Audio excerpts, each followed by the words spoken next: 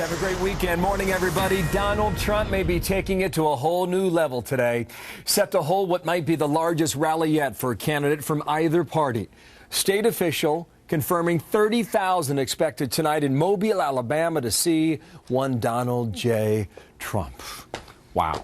Morning, everybody. I'm Bill Hemmer. Welcome to Friday here in America's Newsroom as we await this event. That's a pretty decent-sized crowd. It's a big stadium. Good morning, everybody. So that rally was originally going to be held at a civic center that holds 500 people, but the Trump campaign said the demand just became so overwhelming that they needed to move it to this 40,000-seat football stadium in Mobile. Now, also, the other candidates now, they are taking notice of that. Jeb Bush hitting Trump hard on Trump's conservative credentials. There's a big difference between Donald Trump and me. I'm a proven conservative with a record. He isn't. I cut taxes every year. He's proposed the largest tax increase in mankind's history, not just our own country's history. I have been consistently pro-life. He, until recently, was for partial birth abortion. I've never met a person that actually thought that that was a good idea. He's been a Democrat longer than being a Republican. I have fought for Republican and conservative causes all of my adult life. And I just think when people get this narrative, whatever the new term is, the compare and contrast narrative, then they're going to find that I'm going to be the guy that they're going to vote for. Byron, you're a chief political correspondent for the Washington Examiner and a Fox News contributor. It is on now. Byron, good morning. Jeb Bush went to another gear in that gaggle in New Hampshire. You heard it. You talk about this passion gap. Is Jeb Bush now moving to a new gear, Byron?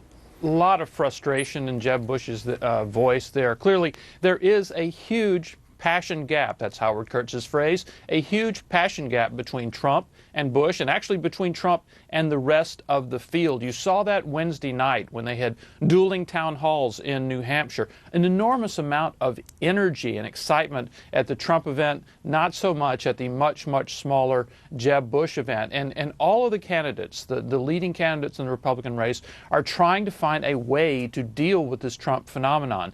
Jeb Bush is hitting back pretty hard. I spoke to Scott Walker yesterday, who's now emphasizing his anti-Washington credentials a lot more, because clearly his campaign feels that that's part of what's propelling Trump. So they're all adjusting their campaigns in some way to deal with Trump right now. Yeah, and he's got something to brag about, too, Trump. I mean, wait till tonight. And this is how he started it from 2 nights ago. The room held about 1,000, and they heard that we were there. And within about 2 minutes, that room wasn't big enough. So they went to a room that held 2,000 people, and they heard that wasn't big enough.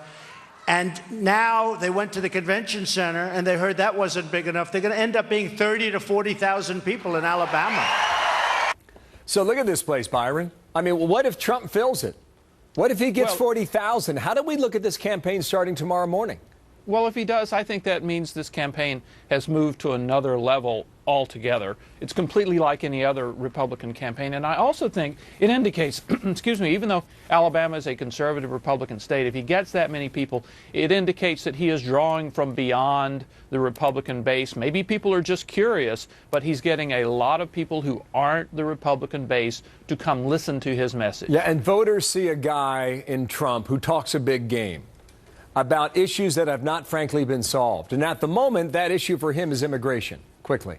Yeah, I think voters have kind of a big picture view on him. If you look at his immigration proposal, a couple of parts in it, his discussion of mass deportation, his discussion of ending birthright citizenship, extremely controversial in the political sphere, but other parts of it widely accepted within the Republican Party. I think when voters who don't follow the details of this look at Trump, they see a guy who's going to be tough on immigration, and they support that, and they don't feel like the rest of the Republican political class has been that way in the past. To paraphrase a magazine, deal with it. Thank you, Byron York in Washington. Thanks, Bill. All right, Martha. Well, both Donald Trump and Jeb Bush are facing criticism for their use of the term anchor babies to describe children whose parents come over the border for the purpose of them being born here. Both men giving similar replies when they were pressed by reporters on this phrase. Watch this. Do you regret using the term anchor babies yesterday on the radio? No, I didn't. Is that I don't regret it. You don't regret it? No, do you have a better term? I'm asking you. A lot of folks find it offensive. You give me a better term and I'll use it. I'm serious. Governor. Don't yell at me behind my ear, though.